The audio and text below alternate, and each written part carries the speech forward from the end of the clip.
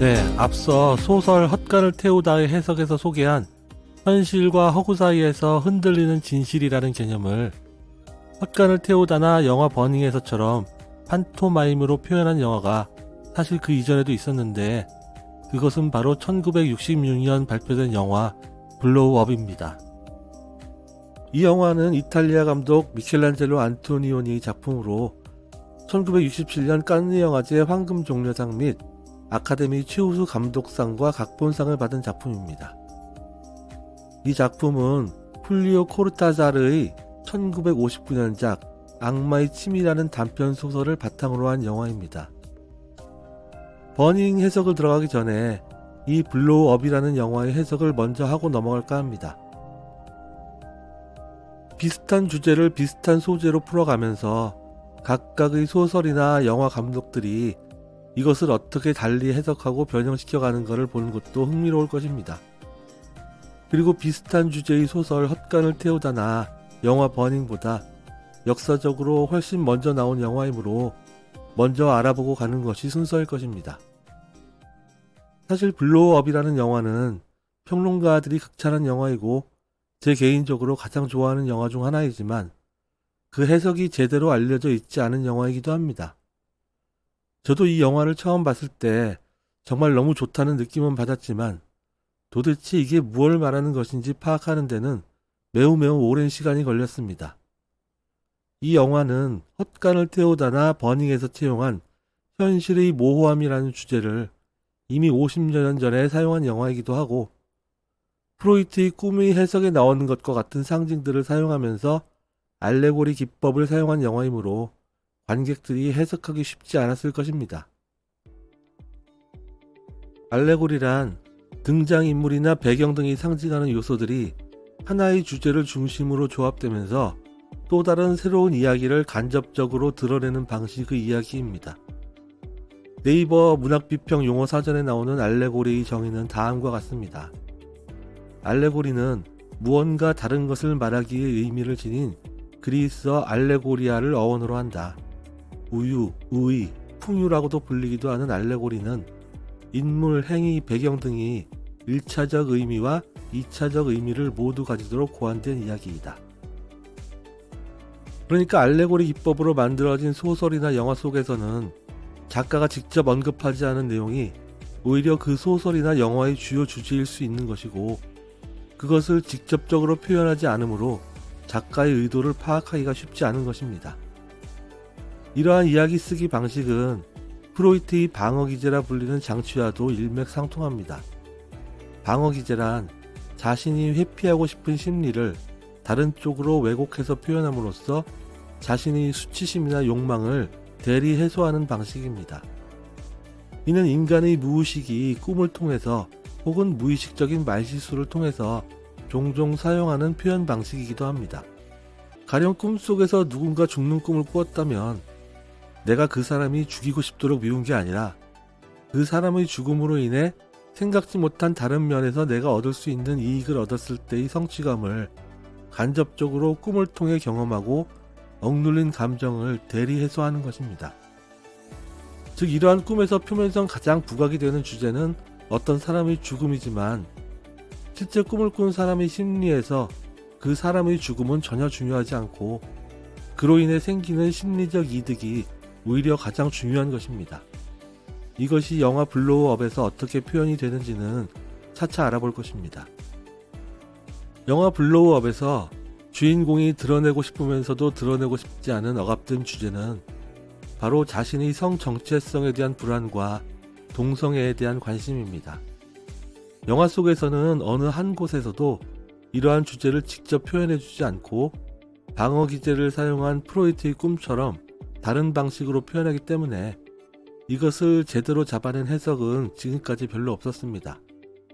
실제로 이 영화의 원작 소설 작가인 훌리오 코르타사르가 양성애를 나눈 적이 있다는 기록도 있습니다. 이 영화는 사실 한두 번 봐서 그 의미를 파악하기 쉽지 않은 영화이므로 아직 영화를 안 보신 분들도 제 해석을 먼저 보고 나서 영화를 봐도 상관이 없을 것이고 이미 영화를 보신 분들도 제 해석을 끝까지 보고 나면 이 영화에 이런 의미가 숨겨져 있었다는 것을 알고 깜짝 놀라실 것입니다. 아마 처음엔 제 해석이 황당하게 들릴 수도 있고 긴가민가 하는 분들도 계시겠지만 이 영상을 끝까지 보시고 그 알레고리 형식으로 된 이야기의 큰 주제를 보신다면 결국 제 해석이 납득이 가실 것입니다. 블로우업의 주인공은 토마스라는 사진작가입니다. 그는 주로 패션 모델들의 사진을 찍으면서 동시에 노동 현장의 일용직으로 취업해서 몰래 다큐 사진을 찍기도 하는 인물로 나옵니다. 패션 모델 사진은 완전히 계산된 의도에 따라 화장과 주변 배경도 다 세팅이 된 상태에서 촬영하는 진실이 감추어진 거짓의 세계를 상징합니다. 그리고 주로 아름답게 꾸민 여성들이 사진을 찍습니다. 반면 다큐 사진은 미리 준비한 세팅이나 의도가 없이 본래의 자연적인 상태를 몰래 촬영한 것으로 이는 감추는 것 없이 진실이 드러나는 세계를 상징합니다. 패션 사진과 달리 처절하고 낡아 보이고 침울한 분위기의 사진들이 위주입니다. 이 영화는 이렇게 사진을 통해서 진실과 거짓 사이에서 무엇이 진실인지 판별하기 어려운 혼돈의 상황을 다루고 있다는 점에서 하루키의 소설 헛간을 태우다나 영화 버닝과 같은 맥락의 영화라고 볼 수 있습니다. 게다가 그런 이미지를 판토마임이라는 상징적인 행위를 통해서 표현하고 있는 것도 같습니다. 사진작가 토마스는 어느 날 어느 골동품 가게 주인이 건물을 팔려고 한다는 소식을 듣고 구매를 알아보러 골동품 가게에 갔다가 가게 여사장과 대화 중에 충동적으로 구석에 박혀있던 프로펠러를 구입하고 집으로 배달해달라고 합니다. 사실 집 계약을 알아보러 간 것인데 이야기를 하다 말고 충동적으로 프로펠러를 구입하고 나와버립니다. 그리고 차를 타고 오면서 이 가게를 소개시켜준 업자에게 이 가게가 조금 비싸지만 그녀가 가격을 곧 내릴 것 같다고 하면서 계약 의사를 보입니다. 골동품 가게에서 나온 토마스는 한적한 공원에 갔다가 한 남녀의 다정한 행위를 몰래 사진에 담게 됩니다. 얼핏 보기엔 부부라기보다는 불륜관계처럼 보이기도 하지만 그 연인이 어떤 관계인지는 영화 끝까지 나오지 않습니다. 그런데 토마스가 자기들 사진을 몰래 찍는 것을 발견한 여성이 달려와서 토마스에게 사진을 내놓으라고 합니다. 그러나 토마스는 사진을 주지 않고 그 여성과 실랑이를 벌입니다. 그런데 갑자기 여성이 불안하고 놀란 표정으로 아까 남성이 있던 곳으로 달려가고 남성은 어디로 갔는지 보이지 않습니다. 그리고 토마스는 남성을 찾아다니는 여성의 뒷모습을 찍고서 집으로 돌아갑니다. 토마스가 자신이 스튜디오로 돌아갔는데 아까 공원에 그 여성이 그를 몰래 뒤쫓아와서는 필름을 내놓으라고 합니다. 그 여성의 이름은 영화 속에선 언급이 안 되지만 영화 소개글을 보면 제인으로 나옵니다. 토마스와 여성은 스튜디오로 들어가 대화를 나누는데 여성은 상의를 벗고 토마스를 유혹한 뒤 그 대가로라도 필름을 얻으려고 합니다. 여성을 그냥 보내기 어렵다는 것을 깨달은 토마스는 여성에게 다른 필름을 속여서 건네주고 그 여성의 전화번호를 받고 헤어집니다. 그리고 제인이 나간 뒤 토마스는 그 사진을 인화해서 벽에 걸어놓고 보다가 사진 속 여성이 어느 한 곳을 매우 불안한 시선으로 바라보고 있는 것을 발견하고는 그 여성의 시선이 향한 곳을 표시해서 크게 확대해서 다시 보게 되는데 그렇게 확대한 사진 속에서 토마스는 숲풀 속에서 총을 겨누고 있는 손을 발견하게 됩니다. 토마스는 이것이 제인과 함께 있던 남성을 향한 총이라고 생각을 합니다. 바로 이 사진을 확대해서 보는 것이 이 영화의 제목인 블로우업의 의미입니다. 블로우업은 사진이나 그림을 확대하는 의미가 있는데 중간에 하이픈 표시가 빠진 블로우업은 폭발하다는 뜻도 있습니다. 즉 사진을 확대해서 보는 것은 무언가를 더 자세히 관찰하고자 하는 목적으로 하는 것인데 실상은 어느 한도 이상 사진을 확대하면 이미지는 점점 더 뭉개지고 마치 폭발물이 파편과 같은 추상적인 형태만 남아서 본래보다 더 무엇인지 알아보기 힘든 형태로 변해가는 것을 표현한 단어가 블로우업입니다. 이는 애매한 현실을 더 자세하게 관찰하기 위해 노력할수록 오히려 진실은 더 애매해지고 분명한 것과는 거리가 멀어진다는 것을 의미합니다. 그리고 이렇게 이미지가 뭉개지고 흩어질수록 사진을 관찰하는 사람은 점점 더 자신의 주관에 사로잡혀 형태를 본인이 믿고자 하는 방향으로 보게 됩니다. 그러나 이처럼 부분을 확대하는 것에만 집착하지 말고 전체 맥락을 함께 고려하면 형태와 본질을 알 수 없는 파편 같은 현실 속에서도 무언가 특징과 규칙성을 발견하여 다시 본질로 돌아가 혼돈 속에 숨어있는 실체를 볼 수 있게 되기도 합니다. 즉, 이 영화는 애매한 대상에 대해서 본인이 보고 싶은 것만 보고 믿고 싶은 것을 믿는 경향성을 소재로 하면서 그것을 어떻게 극복할 것인가를 다루고 있는 것입니다. 그리고 이것이 본인이 원하는 욕망대로 기억과 사실을 조작하는 것을 주제로 한 라쇼몽, 헛간을 태우다, 버닝 등과 그 큰 주제는 같은 것입니다. 모두 모호한 현실에 거짓을 덧입혀서 진실이라고 인식하는 것을 말하고 있는데, 영화 블로우업에서는 그러한 거짓이 과장이라는 형식으로 나타나고, 그러한 과장은 모델들의 화장이나 무대 세팅 외에도 사진의 확대라는 형식으로 나타나기도 합니다. 과장이란 현실이 모호해서 알기 어려운 틈새를 파고들어 그 의심스러운 공간을 자신의 상상으로 채우고 진실을 왜곡하고 과장해서 퍼뜨리는 것을 의미합니다. 그래서 블로우업이라는 단어에는 신문에서 과장해서 보도하는 기사의 의미도 있습니다. 앞서 제가 설명한 프로이트의 방어 기제처럼 자신이 숨기고 싶어하는 주제를 숨기고 그것을 대신 표현할 수 있는 다른 주제를 더 크게 확대하고 부각시키는 방법도 있습니다. 앞의 것은 진실 사이의 빈 틈새를 의심스러운 거짓으로 채운 뒤 크게 확장하는 것이고, 뒤의 것은 빈 틈새가 아닌 진실 자체에 다른 옷을 입히고 과장하는 것입니다. 영화 블로우업에서는 이 두 가지 과장이 모두 중요하게 나타납니다. 사실 이 두 가지 표현은 모두 과장의 탈을 쓰고 표현되므로 모두 거짓처럼 보일 수 있고, 두 가지 거짓이 서로 투쟁하는 것처럼 보일 수 있습니다. 이는 나중에 토마스의 꼬리에 꼬리를 무는 거짓말로 표현이 되는데 나중에 살펴보도록 하겠습니다. 토마스는 공원에서 찍은 사진 속에서 여성이 바라본 장소의 사진을 확대해서 약간 빛을 보정한 뒤에 그 사진 속 나무 사이로 총을 겨누고 있는 손처럼 보이는 것을 발견하게 됩니다.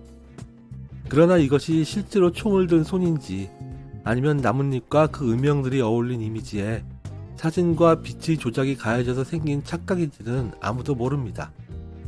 그 이미지 자체가 그렇게 뚜렷한 이미지는 아니기 때문입니다. 게다가 그것이 과연 남성을 쏘려고 한 것인지 여성을 쏘려고 한 것인지도 확실하지 않은데, 토마스는 그것이 남성을 쏘기 위한 총이었다고 생각을 하게 됩니다. 그러므로 그 이미지를 발견한 토마스는 자신이 살인사건이 일어나는 것을 막았다고 생각하게 됩니다. 왜냐하면 그가 공원에 있는 동안 총소리, 비명소리는 물론 남성의 시체도 보지 못했으니까요. 이 사실을 확인해 보고자 토마스는 아까 받은 여인의 연락처로 전화를 해보는데 이는 다른 사람의 전화번호였습니다. 즉 토마스가 여성에게 가짜 필름을 주었듯이 여성도 토마스에게 가짜 전화번호를 준 것입니다. 토마스는 여성에게 필름을 준다고 하면서 자신은 약속을 항상 지킨다고 했는데 이 또한 거짓말이었던 것이죠. 이렇게 마음속의 진실을 다 말하지 못하다 보니 대화의 연결이 매끄럽지 못하고 서로 의사소통이 단절된 듯한 대사들이 이 영화에서 종종 나옵니다. 그런데 사실 이 영화에서 안토니오니 감독 자신도 관객들에게 자신의 의도를 명확히 직접적으로 다 말하는 것이 아니라 상징적으로 표현하는 방법이나 진실을 알려주지 않기 위한 갑작스러운 커트와 같은 방식을 통해 관객과의 단절을 만들어내고 있기도 합니다. 이것도 앞서 말한 프로이트식의 방어 기제의 영화적인 표현입니다. 그래서 이런 류의 영화를 보고 뭔지 모르겠다는 불평도 많이 나오기도 합니다. 영화를 이렇게 한 번에 알기 어렵게 만드는 이유는 이러한 표현 방식이 꿈과 무의식이 우리에게 자신의 의사를 표현하는 방식이고, 이러한 영화들은 영화를 통해 그러한 꿈의 대화 방식을 표현하려 하기 때문입니다. 이에 대해서는 영화의 해석이 다 끝나고 맨 마지막에 다시 설명할 것입니다.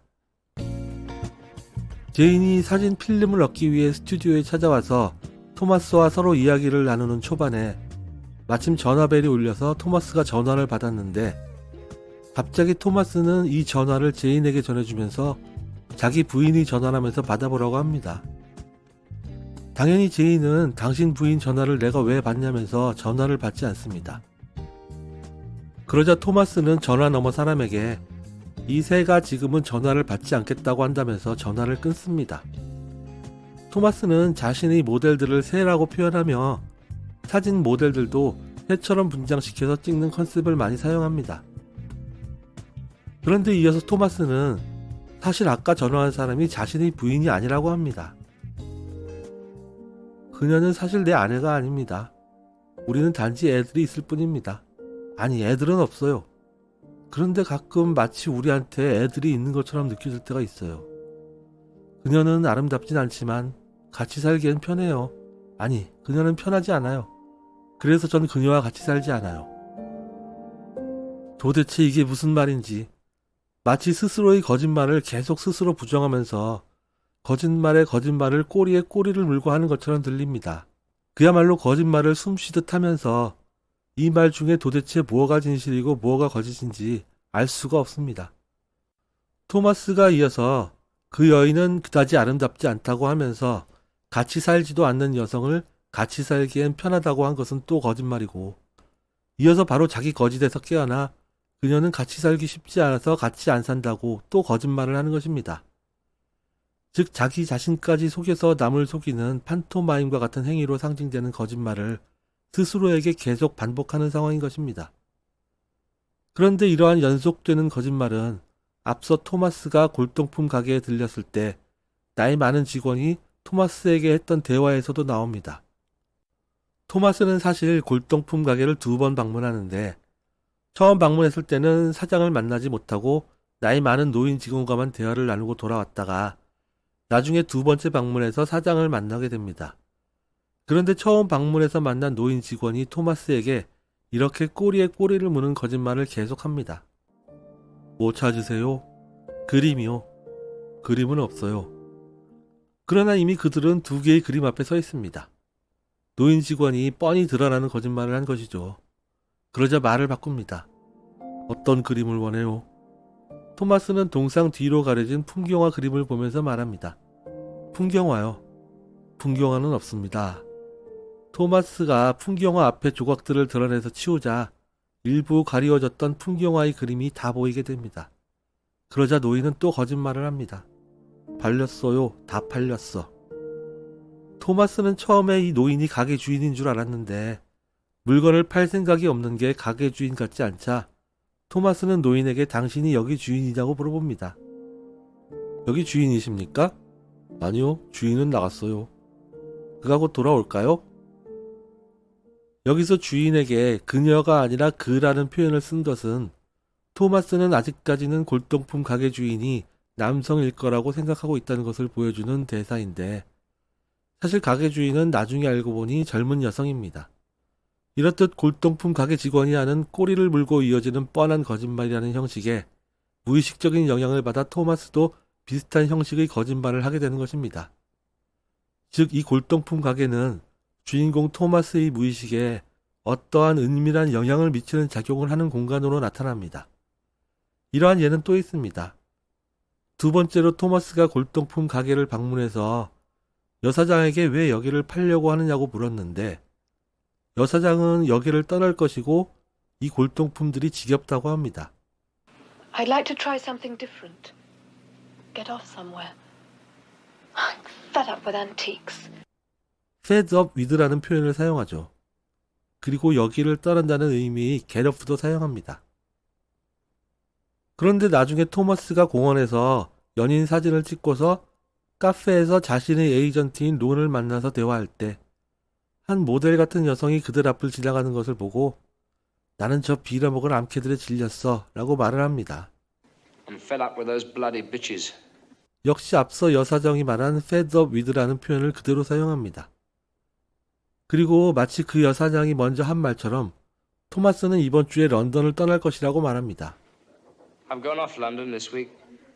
get off와 go off의 차이는 있지만 모두 off라는 단어를 사용해서 떠난다는 의미를 강조하고 있습니다.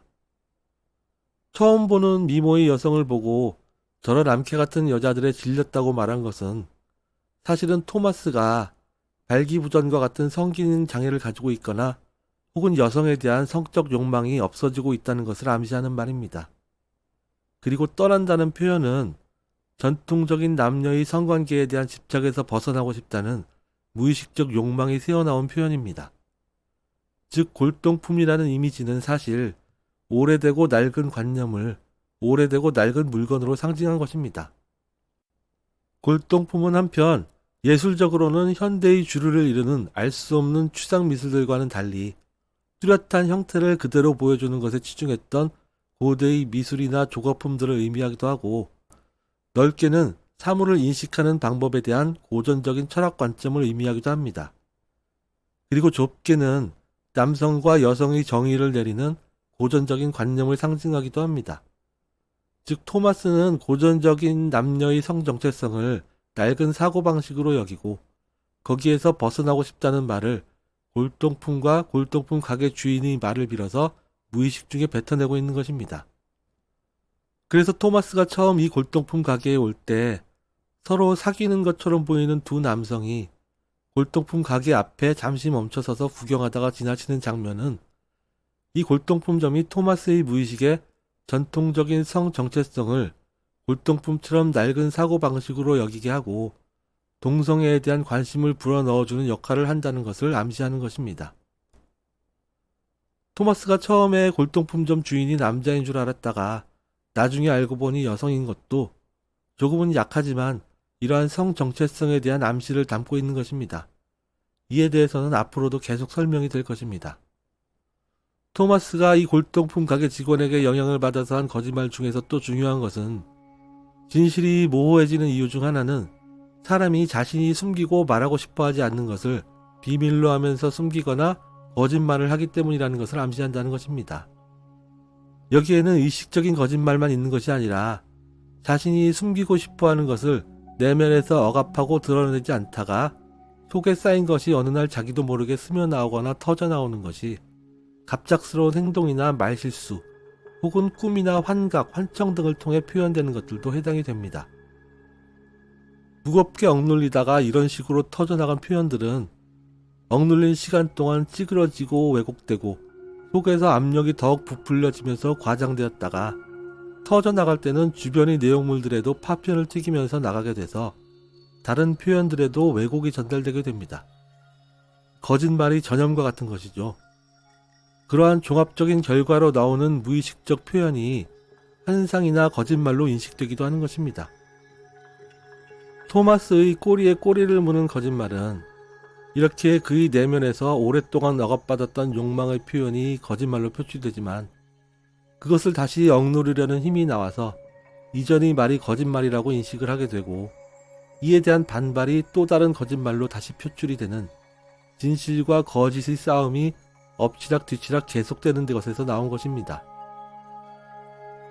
그런데 거짓말에 거짓말이 꼬리를 물고 진실에 진실이 꼬리를 물면서 서로 반복되면서 뒤섞이다 보니 무엇이 진실이고 무엇이 거짓인지 본인도 알기 어려운 혼돈의 상황이 되어버립니다.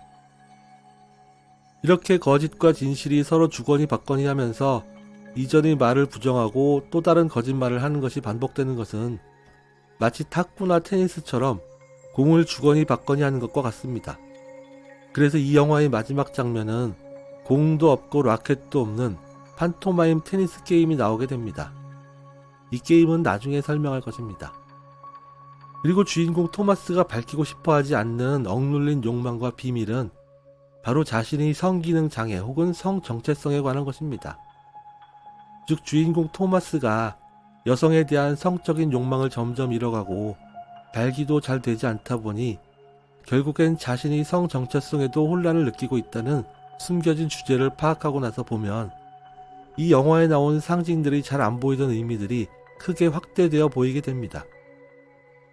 토마스 자신은 아직은 자신을 남성으로 인정하고 싶어 하지만 몸이 거기에 따라주지 못하는 것에서 매우 불안함을 느끼는 것입니다. 감독은 이러한 토마스의 내면에 억눌린 욕망이 무엇인지 직접적으로 표현해주지 않고 현실에서 표출되는 것과 똑같은 방식으로 카메라를 통해서 전달할 뿐입니다. 그러므로 관객은 마치 심리학자가 환자를 진찰하듯이 영화를 해석해야 하고, 그러다 보니 영화가 어려워지지만 그 나름의 재미가 있는 것입니다. 제가 동영상 제목에 영화보다 100배 재미난 영화 해석이라는 말을 붙인 것도 이렇게 해석을 직접 해내거나 듣지 않으면 이 영화의 재미를 제대로 느낄 수 없기 때문입니다. 아마도 토마스가 부인이라고 속인 전화는 그가 낮에 골동품 상점에 들러서 주문한 프로펠러가 오늘 도착할 것이라는 가게 여사장의 전화일 것입니다. 실제로 조금 뒤에 이 프로펠러를 가지고 온 사람의 초인종 소리가 들립니다. 토마스는 골동품 가게 여사장에게 이것을 오늘 당장 받고 싶다고 했는데 여사장은 그때 확답은 안 했지만 결국 오늘 오게 되는 것입니다. 이것이 여사장이 아닌 다른 사람의 전화라고 하더라도 사실 크게 상관은 없습니다. 누구에게서 온 전화인지 해석은 관객 마음입니다. 토마스는 처음에는 장난삼아 제인에게 이 여성이 자기 부인이라고 했지만 그 장난과 거짓말에 스스로도 잠시 최면에 걸리듯 빠져들었다가 깨어나 그 여인을 자기 부인이 아니라고 하면서 우리는 애가 있다고 무의식 중에 스스로에게 또 거짓말을 하고, 이어서 자기 최면에서 다시 깨어나면서 그것이 거짓이라고 인정을 하고 애들은 없지만 마치 있는 것 같다고 한 것입니다. 그러나 그 또한 자신의 거짓말에 스스로 속은 자기 최면 상태인 것이고, 이러한 순환은 이어서 계속됩니다. 토마스가 전화 속 인물이 자기 부인이라고 한 것부터가 사실 거짓입니다. 그게 거짓이므로 앞서 제가 설명한 기전처럼 거짓과 진실이 싸우면서 거짓말이 꼬리에 꼬리를 물고 이어지는 것입니다. 그런데 하필 토마스가 이 여성에게 왜 이 전화 상대가 자기 부인이라고 거짓말을 했을까요? 이는 사실 토마스가 제인이라는 여성을 본 순간 지금까지 여성들과는 달리 여성으로서의 매력을 느꼈기 때문입니다. 그래서 그의 무의식 속에서 그의 남성성을 없애려는 동성애적인 무의식은 이미 그가 결혼한 사람이라는 거짓말을 그의 의식에 뿌려주어 그 여성과의 관계를 방해하려고 한 것입니다. 한편 토마스가 결혼한 남성이라는 것을 제인에게 알려서 제인이 토마스를 유혹하거나 몸을 허락하는 것을 하지 못하게 하려고 방해한 것이기도 합니다. 그런데 그의 무의식에서 그의 남성성을 지키려는 심리는 이것을 마치 테니스공 받아치듯이 자신은 부인이 없다고 받아치도록 하면서 제인에 대한 성적 욕망을 키우게 되고, 결과적으로 토마스 내부의 내적 갈등과 싸움이 꼬리에 꼬리를 무는 거짓말로 표현이 되는 것입니다. 앞서 일부에서 소설 헛간을 태우다에서 벤에 해당하는 인물이 손가락을 꺾어서 소리를 내는 것이 일종의 최면에 대한 의도를 나타낸 것이라고 하였는데, 영화 블로우업에서 토마스도 그와 비슷한 방식을 보여줍니다. 토마스는 자신에게 모델 사진을 찍어달라고 부탁하러 온 2명의 여성에게 바쁘다고 핑계를 대면서 손가락 사이로 동전을 옮겨가는 동작을 반복하고, 감독은 이것을 클로즈업해서 보여줍니다. 손가락 사이로 동전을 굴리는 것은 1차적으로는 토마스의 심리적 불안정 상태를 보여줍니다. 그가 심리적 불안정을 보이는 이유는 겉으로는 이 여성들을 모델로 받아들일지 말지를 결정하지 못해서입니다. 그러나 토마스의 심리는 지금 같이 일하는 여성들과도 지겨운 상태입니다. 제인 같은 새로운 느낌을 전해주는 여성이 아니면 받아들이고 싶지 않은데 어쩐 일인지 그의 내면에서 이 여성들을 모델로 받아야 한다는 생각이 싹 트면서 두 가지 감정이 안에서 싸우고 있는 것입니다.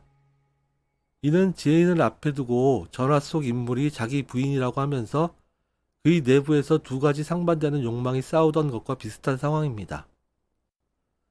우리가 보통 양자택일을 해야 하는 선택의 순간에 결정을 하기 힘들 때 동전을 굴려서 선택을 하기도 하는데, 지금 이 여성들 앞에서 대놓고 동전을 던지지는 못하므로 자기 손가락 사이에 끼우고 앞뒤로 돌려가면서 결정에 도움이 되도록 토마스 스스로 암시를 걸고 있는 것입니다. 그런데 지금 이 상황은 단지 여성 모델들을 채용할지 말지의 문제가 아니라 사실은 토마스 내부의 심리적 문제를 상징적으로 드러내고 있습니다. 즉, 이 두 명의 모델 지망생 여성은 사실 토마스의 내면에 잠재한 여성성을 상징합니다. 아직은 이 해석들이 긴가민가 하시겠지만 이 동영상을 끝까지 보시면 이 해석이 이해가 가실 것입니다.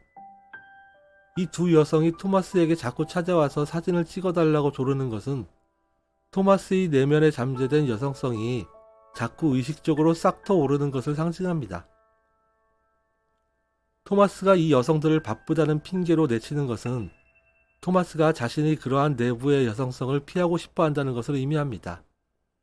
토마스가 이 여성들을 거부하면서 손가락 사이로 동전을 굴리는 것은 토마스가 비록 겉으로는 단호하게 거부하지만 속으로는 갈등하고 있다는 심리 상태를 보여주면서 동시에 관객들에게는 이 말의 의미가 단지 겉으로 보이는 것이 전부가 아니라 무언가 다른 의미가 있으니 깊게 생각해 보라는 암시로 그의 손을 클로즈업해서 보여주는 것이고, 이것도 일종의 관객에게 전해주는 최면이라고 볼 수 있습니다.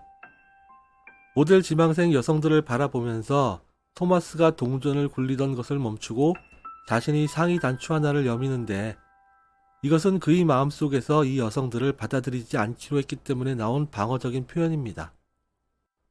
동전을 굴리는 것과 같은 데 사용되는 롤이라는 단어는 이 영화에서 토마스가 타고 다니는 차인 롤스로이스에서도 반영이 되고, 나중에 토마스가 락밴드 야드버즈의 공연장에 들어갔을 때 밴드가 연주하던 음악의 제목인 스트롤 언에서도 스트롤이라는 단어를 통해 반복되어서 보여집니다.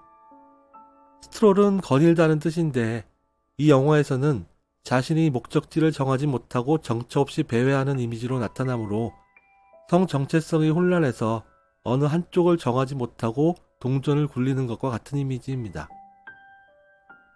이 영화에서 토마스는 남성성과 여성성을 하늘을 나는 새와 땅에 내려온 새를 통해 표현하는데, 이러한 새의 이미지도 밴드 이름인 야드버즈를 통해서 나타납니다.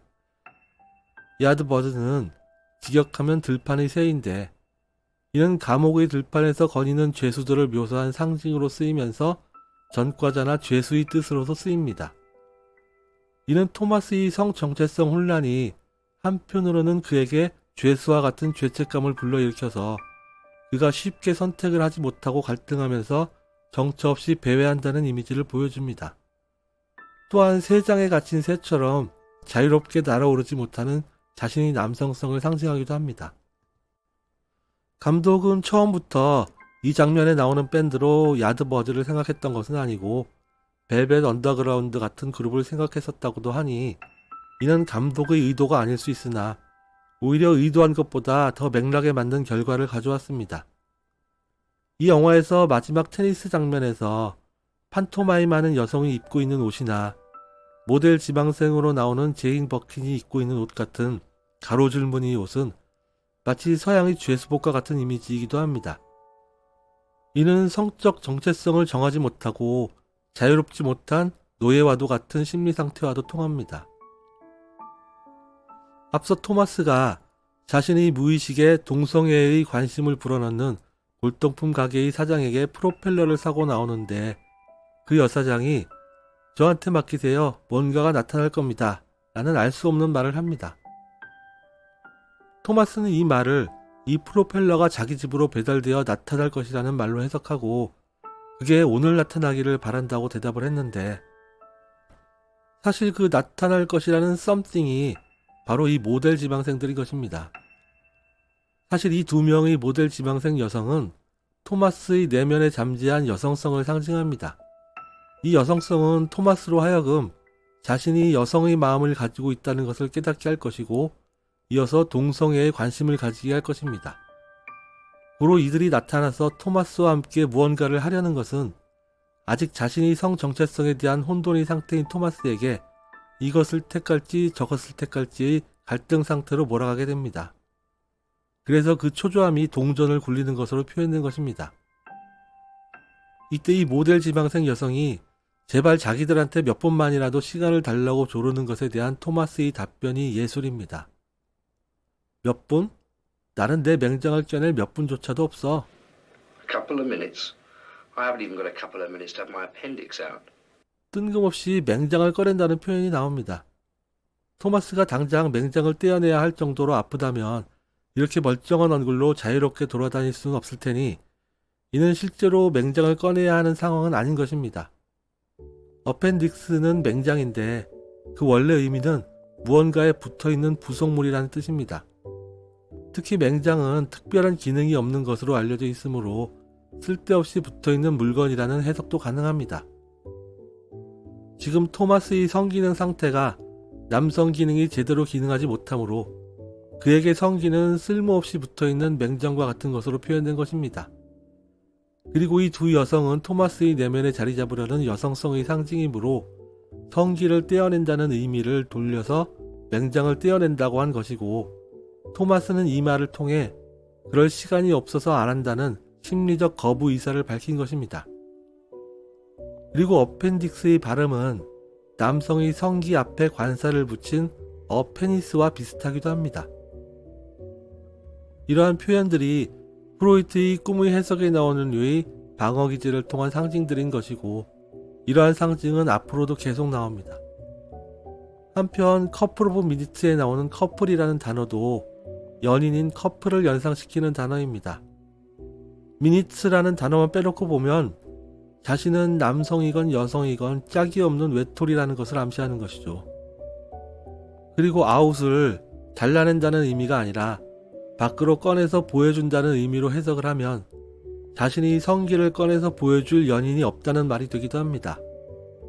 그 연인은 여성과 남성이 다 포함이 되는데 이렇게 멋진 외모의 소유자인 토마스에게 여성 애인이 없는 이유는 그가 여성에게서 매력을 느끼지 못하기 때문이고, 남성 애인이 없는 이유는 그가 자신의 남성성을 포기하고 싶지 않기 때문입니다. 주인공은 이러한 성 정체성에 대한 불안을 숨기고 싶어 하고, 감독도 그러한 주인공 토마스의 심리를 최대한 반영해서 이 영화에서 토마스가 성 정체성에 혼란을 겪고 있다는 것을 직접적으로 말해주지 않고 이처럼 대부분 우회적인 상징을 통한 꿈의 표현처럼 간접적으로 보여줄 뿐입니다. 영화 블로우업에서는 현실과 환상이 뒤섞인 세계에서 우리가 현실이라고 생각한 것보다 환상이라고 생각했던 것이 오히려 더 진실에 가까운 것을 반영할 수도 있다는 것을 강조합니다. 그 이유는 내면의 진실이 100% 다 현실을 통해 직접 드러나는 것이 아니기 때문입니다. 그래서 이 영화를 소개하는 오리지널 트레일러는 간혹 현실은 가장 이상한 환상이다라는 말로 시작합니다. Sometimes reality is the strangest fantasy of all. 토마스는 필름을 얻기 위해 자신을 유혹하는 지인과 침대로 가려고 하는데 이때 좀 전에 주문한 프로펠러를 배달 온 사람이 초인종을 누릅니다. 토마스는 자신이 나가지 않으면 그냥 갈 거라고 하고 상의를 받습니다. 이어서 초인종이 계속 울리자 여성은 초인종 누르는 사람이 가지 않는다고 말합니다. 이에 토마스가 어쩔 수 없이 나가려고 하자 제이는 토마스에게 가지 말라고 하지만 토마스는 무시하고 나갑니다.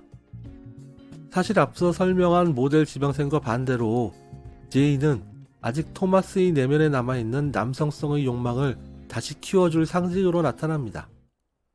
지금 상황은 토마스의 내면의 남성성이 이 여성을 통해 살아날 수 있는 기회이고, 이러한 기회는 발기부전 증상처럼 정신이 흐트러지면 금방 날아가기 쉬운데 하필 이때 프로펠러 배달이 와서 정신이 흐트러지고 기회를 놓치게 될 상황이 되는 것입니다. 그래서 제이는 토마스를 잡으면서 가지 말라고 한 것인데 토마스는 그걸 이겨내지 못하고 나간 것입니다. 그리고 토마스는 배달원과 함께 프로펠러를 들어서 층고가 높은 부속 스튜디오 바닥에 놓고 다시 제인에게로 갑니다. 그런데 여기서 갑자기 장면이 바뀌면서 제인이 여전히 아까와 같은 복장으로 상의만 벗은 채 무슨 이유에서인지 계속 소리내며 웃는 장면을 보여줍니다. 그리고 제인은 시계를 보더니 갑자기 가봐야 한다면서 옷을 입고 나갑니다.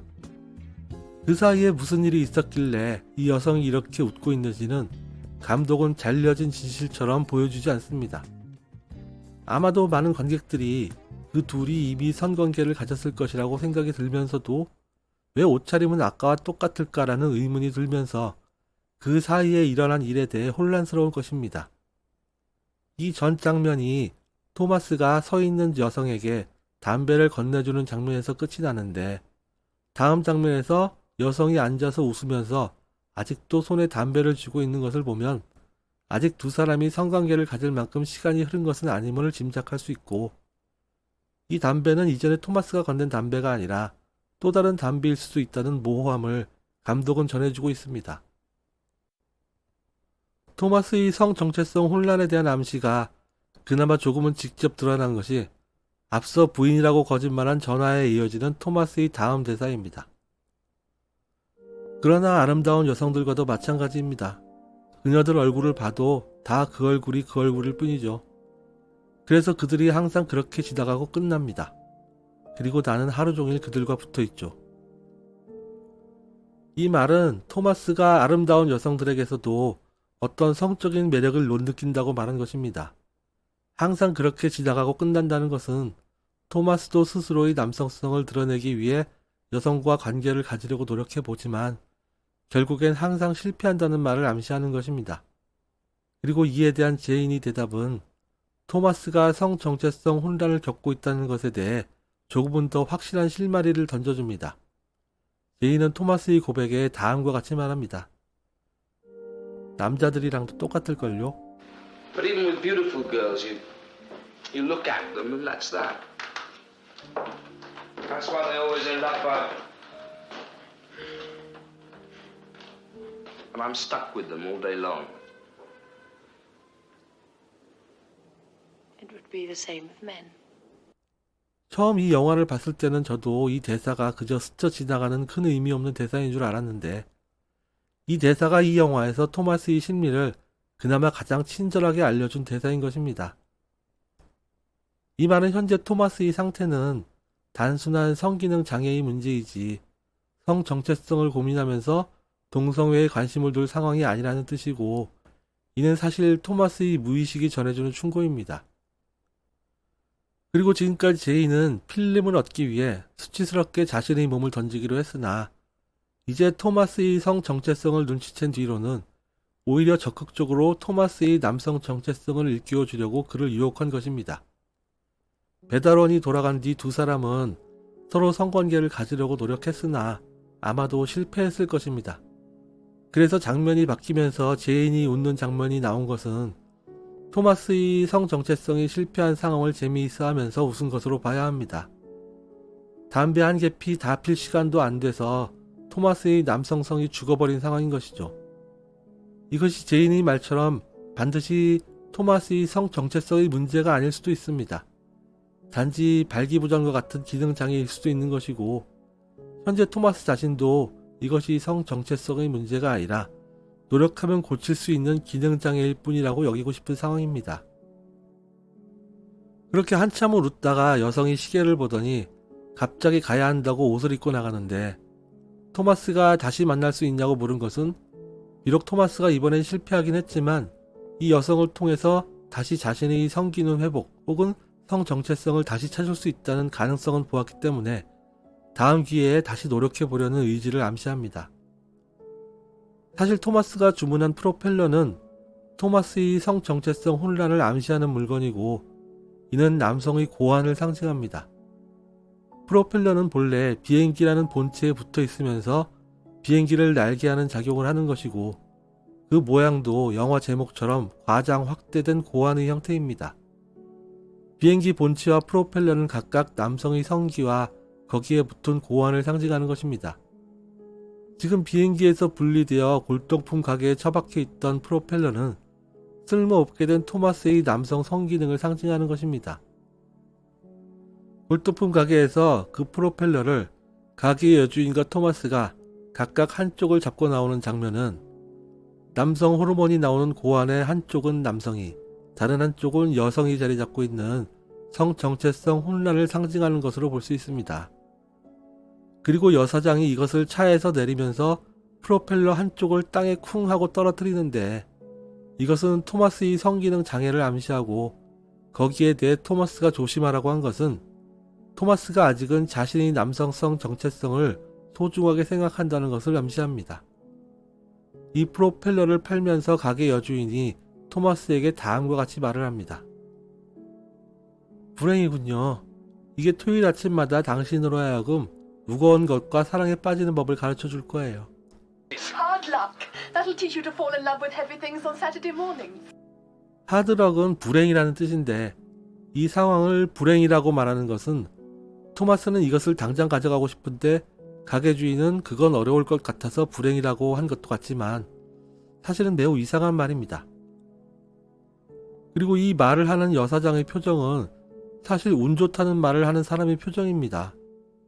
사실 이것은 토마스 내면의 무의식을 자극하고 표현하는 중의적인 표현인 것입니다. 여기서 무거운 것이란 발기된 남성의 성기를 암시하는데 토마스가 남성과 사랑에 빠지게 될 것이라는 것을 암시하고 이는 토마스가 제 기능을 못하는 고안의 상징인 프로펠러를 통해 자신의 남성으로서의 정체성을 잃게 된다는 것을 상징합니다. 그러니 이것이 불행이라면 불행이고 그것이 진짜 자신의 정체성이라면 행운일 수도 있는 애매한 것입니다. 그래서 말은 불행이라고 하면서 표정은 행운이라고 말하는 표정이 나오는 것입니다.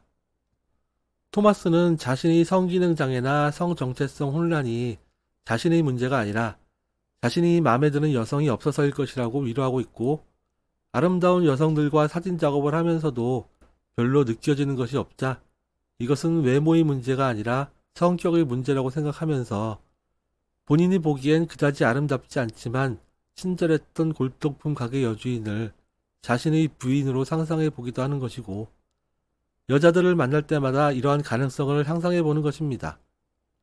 그래서 가게 여주인으로 생각되는 사람한테 전화가 왔을 때 그녀를 자기 부인이라고 스스로에게 거짓말을 했다가 아니라고 했다가 횡설수설한 것입니다. 토마스의 스튜디오 출입문은 크게 두 개가 있는데 두 개의 문에 모두 39라는 숫자가 써 있습니다. 그런데 하나의 문의 숫자는 작은 숫자로 39가 써져 있고 그 옆의 문에는 매우 큰 숫자로 39라고 써져 있습니다. 한쪽 문보다 다른 쪽 문의 숫자가 크게 확대되어 써진 것은 이 공간이 현실의 확대와 왜곡이 이루어지는 공간이라는 의미입니다. 한편 9라는 숫자는 3이라는 숫자를 제곱해서 얻어지는 숫자이므로 3구는 3을 확대하고 과장해서 9를 얻는다는 의미도 됩니다. 3구 숫자가 작게 써진 문으로 들어가면 나오는 공간은 1층, 2층이 나누어져 있고 숫자가 크게 써져 있는 문으로 들어가면 나오는 공간은 2층 높이까지 천장이 뚫린 높은 층고의 공간으로 나오는데 이 또한 공간의 확대이고 이 두 공간은 안에서 서로 통하는 문으로 연결이 되기도 합니다. 한편 숫자 3은 여성의 가슴을 연상시킵니다. 이 영화에서 제인이나 모델 지망생 여성은 상의를 벗은 상태에서 모두 팔로 자신의 가슴을 가리는데 똑같이 상의를 벗은 상태인 토마스는 가슴을 다 드러내놓고 가리지 않습니다. 즉 가슴은 여성성을 대표하는 상징이고 그것이 가슴 모양인 숫자 3으로 상징이 되는 것입니다. 그리고 숫자 9는 남성의 성기를 옆에서 본 모양으로 이는 남성성을 상징합니다. 고로 3과 9가 결합한 3구는 여성성과 남성성을 상징하는 숫자입니다. 그런데 9라는 숫자를 쓸 때 보통 동그라미 옆에 선을 직선으로 긋기도 하고 곡선으로 긋기도 합니다. 지금 커다란 글자로 3구가 써진 문에서 9자의 옆에 선이 곡선으로 구부러진 것은 남성의 성기가 3이 상징하는 여성의 앞에서 제대로 기능하지 못하고 위축되어 말려진 모양을 상징합니다. 게다가 그 끝이 뾰족하지 않고 동그란 원이 놓인 것은 여성성에 지배당한 남성성을 상징합니다. 이 영화에서 곡선과 원은 여성성을 상징하기 때문인데 이는 뒤에 다시 다룰 것입니다. 그런데 39라는 숫자가 작게 써진 문의 9자는 거의 직선에 가깝게 뻗은 모양이고 그 끝에도 원이 없이 뾰족한 모양입니다. 이는 남성의 성기가 여성을 상징하는 3의 옆에서 제대로 작용하는 것을 상징합니다. 한편 영화 초반부에 나오는 골동품 가게의 주소는 33번으로 나옵니다. 남성성을 상징하는 9가 없이 여성성을 상징하는 3만 2개가 붙은 주소 표시는 이 골동품 가게가 토마스에게 동성애에 대한 관심을 불어넣어주는 작용으로 나타나는 것을 암시합니다. 골동품이란 낡은 보수적 관점을 의미하기도 하므로 골동품 가게에는 오히려 보수적인 관점을 전달하는 작용이 어울릴 수도 있으나, 그러한 보수적인 관점을 골동품으로 취급한다는 것은 오히려 보수적인 관점보다 새로운 관점을 인정하는 것이 됩니다. 토마스의 스튜디오에서 1층과 2층이 나누어진 메인 공간은 작은 3구가 찍힌 문으로 들어가는 공간인데, 이렇게 1층과 2층이 나누어진 것은 남성성과 여성성이 나누어진 공간을 상징합니다. 반면 커다란 3구가 찍힌 문으로 들어가면 나오는 1층과 2층이 하나로 트인 부속 스튜디오는 남성성과 여성성이 뒤섞인 공간인 제3의 공간이며, 이는 성 정체성이 정해지지 않은 제3의 성을 상징합니다. 제이는 이제 막 배달와서 커다란 3구가 써진 부속 스튜디오 바닥에 놓인 프로펠러를 보고 자기에게 이렇게 높은 방이 있다면 이것을 천장에 펜처럼 매달아 놓을 것이라고 합니다. 프로펠러는 본래 제 기능만 한다면 남성성의 상징이므로 여성인 제인의 입장에서 이 말은 자신이 남성이라면 어떻게 할 것이라는 것을 말하는 것입니다. 프로펠러는 비행기에 달리기도 하지만 천장에 달아서 펜처럼 사용하는 것도 이상한 것은 아닙니다. 층고가 높은 부속 스튜디오는 앞서 말했듯이 본래 남성성과 여성성이 뒤섞인 상태를 의미하는데, 제인이 그것을 천장에 매달아 놓겠다고 한 것은 자기라면 이러한 혼돈의 상황을 정리하고 남성성을 회복하겠다는 것을 암시하는 말입니다. 왜냐하면 이 영화에서 남성성은 높은 곳, 여성성은 낮은 곳이 상징하기 때문입니다. 이것이 남자는 하늘이고 여성은 땅이라는 고대 동양 철학적인 사상에서 나온 것인지는 모르겠고, 남녀의 지위를 표현한 것도 아닐 것입니다. 이러한 이미지는 새를 통해서 나타난 이미지입니다. 토마스는 자신의 모델들을 새라고 표현하면서 새의 분장과 새의 깃털을 배경으로 주로 사용합니다. 이 영화에서 새의 특징은 하늘을 나는 것과 땅을 거니는 것이 두 가지로 나타나고, 그것이 하늘을 나는 때는 남성성이 발휘되는 순간이고 땅을 거니는 때는 여성성이 발휘되는 순간입니다.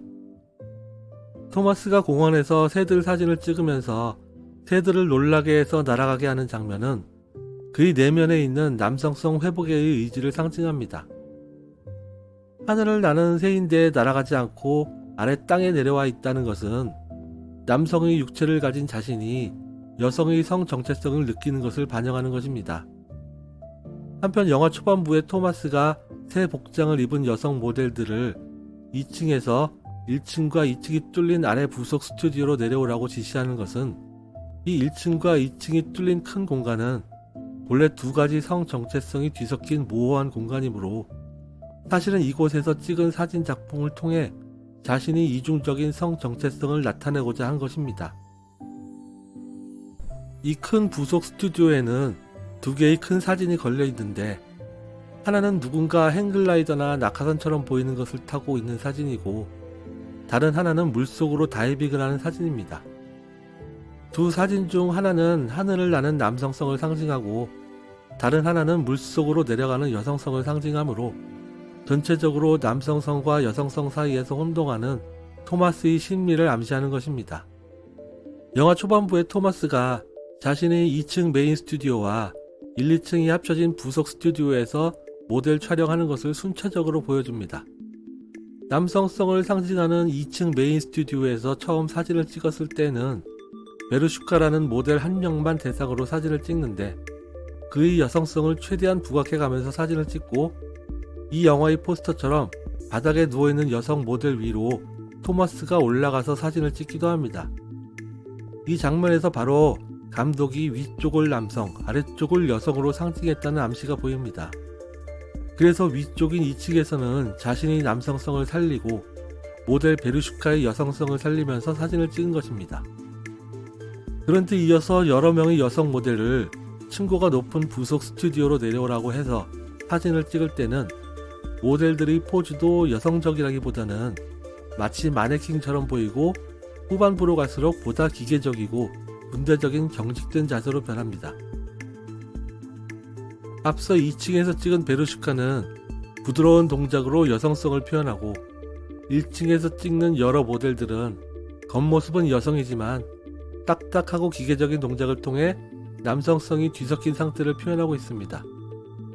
토마스의 태도도 처음 2층에서는 마치 남녀간의 성행위를 암시하는 듯한 동작을 했던 것과 달리 1층에서 사진을 찍을 때는 그냥 마네킹을 다루듯이 하다가 나중에는 마치 군사훈련을 시키듯 소리를 지르고 혼내면서 촬영을 합니다. 이는 성정체성의 혼란을 상징하는 부속 스튜디오 1층의 큰 공간에서 토마스는 여성을 여성으로 보지 못하고 그저 마네킹이나 자신의 군대 조직원들 부리듯이 한다는 것을 보여줍니다. 그리고 이 공간에서 사진을 찍을 때는 여러 개의 유리 칸막이 프레임이 사용이 되는데 이 프레임은 사진 작가가 프레임 밖의 것은 배제하고 그 안의 것만 선택적으로 보여줌으로써 현실을 일부 왜곡해서 드러낼 수 있는 상황을 암시하는 장치입니다. 그리고 촬영 초반에는 자유롭게 흩어진 듯 보이는 프레임 속에서 비록 경직되긴 했으나 다양한 서로 다른 포즈를 취하던 모델들이 나중에는 군대식 혹은 기계식으로 정렬된 프레임 안에서 모두 같은 포즈를 취하고 있는 차이도 두드러집니다. 전자의 경우는 비록 프레임이 있기는 하지만 그것이 의도된 것이 아닌 본래 인간이 한계에 의해 생기는 여러 각도의 다양한 프레임을 말하고, 후자의 경우는 작가가 의도적으로 프레임을 조작해서 대중에게 보여주는 것을 의미합니다. 한편 앞부분이 정렬되지 않은 프레임들은 그림으로 치면 추상화들처럼 무엇에 중심을 두고 봐야 하는지 정해지지 않은 혼돈의 상태를 의미하고, 뒷부분이 정렬된 프레임들은 그렇게 기준 없이 흩어진 점들 같은 추상화에서 하나의 중심 의미를 발견하고 자신의 의도를 가지고 재배치하면서 실체를 표현하는 과정을 의미하기도 합니다. 이러한 해석이 나오는 이유는 토마스의 친구인 화가 빌의 대사에서 나오는데 이는 뒷부분에 다시 설명하도록 하겠습니다. 모델 촬영 후반부에서 점차로 모델들을 바라보는 사진가의 시선으로 카메라가 보일 때 원근법에 의해 보이는 장면은 마치 무언가를 확대하면서 점차로 커져 보이게 되는 것으로 표현이 됩니다. 그런데 똑같은 프레임이 확대되지만 그 안에 대상인 모델들은 모두 다른 사람들이 다른 화장과 다른 복장을 하고 있습니다. 이는 작가가 같은 대상을 점차로 확대하면서 같은 대상을 왜곡해서 표현하게 된다는 것을 암시합니다. 이 모델들의 의상에서 맨 앞에 가장 확대된 이미지를 상징하는 여성의 복장은 그 뒤의 여성들 복장과는 조금 다릅니다. 뒤의 여성들의 복장이 처음엔 단색 위주이다가 앞에서 두 번째 여성의 복장은 희미하게 줄무늬 패턴이 보이고 맨 앞의 여성 옷에서는 그 줄무늬가 훨씬 뚜렷해집니다. 그리고 맨 앞의 여성만 다리에 딱 붙는 바지를 입고 있으며 다른 모델들처럼 원피스이거나 상하의 옷이 같은 색인 것이 아니라 아래는 흰 바지이고 위는 줄무늬 패턴의 옷인 것은 상하가 분리된 이미지를 보여줍니다. 물론 두 번째, 네 번째 여성도 아래는 바지이지만 이는 누가 봐도 여성용 바지이고 맨 앞의 여성의 바지는 남성이 입을 수도 있는 중성적인 이미지입니다. 앞서 말했듯이 위와 아래는 이 영화에서는 남성과 여성을 상징합니다. 그런데 그것이 한 사람의 몸에서 분리되어 나타나는 것은 남성성과 여성성의 분리가 아니라 오히려 한 사람 안에 남성성과 여성성이 공존하고 있다는 것을 암시합니다. 한편 이렇게 단색의 패턴이 줄무늬 패턴으로 변해가는 것은 작가가 어느 한 곳에 집중하고 그곳을 집중하여 확대하는 과정에서 본래 그 안에 숨어있던 패턴이 점차로 드러나게 되는 것을 상징합니다. 그 패턴이란 예를 들면 진실과 거짓일 수도 있고 선과 악일 수도 있는 구분 같은 것입니다. 그리고 맨 앞에 여성만 바지를 입고 있는 것은 토마스가 이 여성에게 남성성을 부여한 것이며 이는 토마스가 여성을 바라보는 관점이 성적 욕망의 대상에서 점점 멀어지고 남성이 남성을 바라보는 듯한 시각으로 변해간다는 것을 상징합니다. 그래서 토마스는 이 모델들을 마치 군대 병사들 다루듯 하는 것입니다. 바지를 입은 여성에서 상의와 하의의 연결성이 사라진 것은 남성성과 여성성이 분리돼서 반은 남성인 듯하고 반은 여성인 듯한 성정체성의 혼란을 상징합니다. 이렇게 원근법을 통해 확대의 이미지를 표현한 장면은 나중에 모델 지방생 여성 둘이 토마스를 찾아왔을 때 탕비실이 선반에 놓인 접시들에서도 표현이 되는데, 이 접시들의 경우에는 모델들과 달리 비록 확대의 이미지가 있지만 전체적으로 앞에 것과 뒤에 것이 모두 똑같은 모양을 유지하고 있습니다. 모델들과의 차이는 여기에는 프레임이 없다는 것입니다. 즉, 작가의 의도가 개입되지 않은 순수한 확대와 작가의 의도가 개입해서 점차로 변형되는 확대의 차이를 보여주는 것입니다. 이 상황은 토마스의 여성성을 상징하는 인물들인 모델 지망생이 찾아온 상황인데, 토마스가 이들과의 관계에서 어떠한 프레임도 개입시키지 않고 자신의 속마음을 들여다볼 수 있게 된다는 상황을 암시합니다. 그런데 사실 프레임이 없는 상황은 혼돈의 상황이고 자신이 주관적 개입이 없는 상황입니다. 고로 프레임이 없는데도 마치 프레임이 있는 것처럼 정렬을 이루는 것은 양쪽이 대립되는 관점 중에서 어느 하나의 관점이 토마스의 의지와 상관없이 우수하게 되면서 접시 자체가 기존의 프레임을 먹어버리고 새로운 프레임이 되어버린다는 뜻이 되기도 합니다. 이는 양쪽의 성 정체성 사이에서 방황하며 배회하는 토마스의 심리를 이 여성들이 확고하게 장악해서 오직 하나의 성 정체성만 남는 상황을 상징하고, 이 여성들은 토마스의 심리에서 남성성을 제거하려는 욕망을 상징합니다. 그리고 접시의 동그란 모양은 카메라 렌즈의 동그란 모양이나 사람을 최면에 빠지게 하는 동심원과 같이 사람의 내면 깊숙한 곳을 보게 하는 이미지도 있습니다. 이 영화에서 토마스의 카메라가 찍은 사진들은 사실 그의 내면을 찍은 사진이기도 합니다. 그래서 이 모든 외부 인물들이 다 그의 내면의 심리적 요소를 상징하는 것으로 해석이 되는 것입니다. 내용이 너무 길어져서 이 블로우업 해석의 1부는 일단 여기서 마치고 나머지는 2부에서 계속하도록 하겠습니다.